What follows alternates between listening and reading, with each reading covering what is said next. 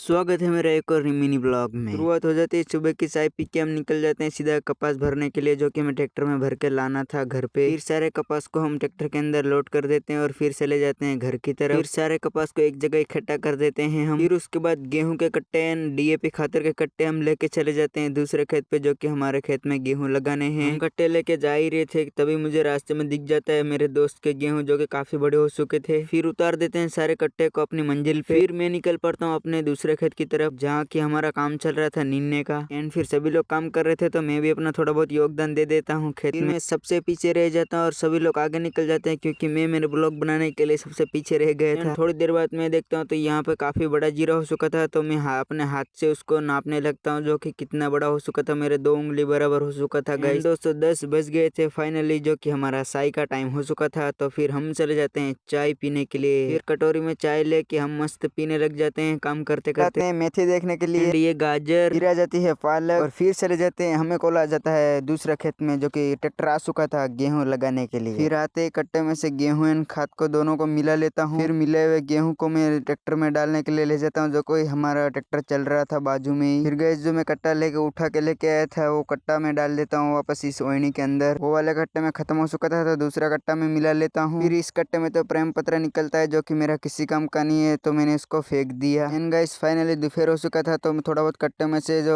गेहूं बचे थे, जो लेके मैं चले जाता हूँ सीधा घर की तरफ। तो आपको यह ब्लॉग कैसा लगा?